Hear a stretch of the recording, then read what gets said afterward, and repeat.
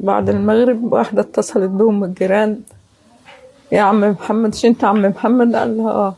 قالت له بنتك ميتة من الساعة 1 وقافلين عليها طلع يجري مراته تصوت وتعمل، وراحوا بقى دخلوا. راحت لقته خارج يجري، حتى خبطها في كتفها. والولية أما قبلها تقول لها أنا بتتخرب. قالت لها وأنا قلبي اتحرق، انتوا عملتوا ايه بنتي؟ ما عملناش في بنتك حاجة يا حاج.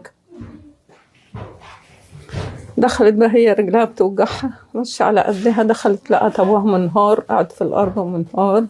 فين بنتي يا ولاد؟ وأخوها واقف وعمها وعمتها. دخلت كشفت وش بنتها، كدمات وعينها حبسة دم وزرقاء، وشها كله أزرق، ودنها بتجيب دم ودماغها بيجيب دم. تبصر بلغوا الحكومة، والحكومة جت وكل النيابة بقى، والناس اتقلبت وعينوا وخدوهم معهم بقى وراحوا ودوها المستشفى. استقبلت ده يعني خبر وفاة بنتك ازاي؟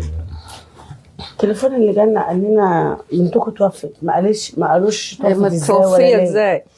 فاحنا اخر دقيقه حضرتك، فاحنا واثقين ان هي توفت مثلا موته طبيعيه، ما نعرفش انها مقتوله لما رحنا البيت وشفنا المنظر. شفتي ايه لما شفت وشها كله كدمات، يعني اتعذبت، مش حكايه خبطه واحده او خبطتين، لا هو اتعذبت، اتفنن في تعذيبها.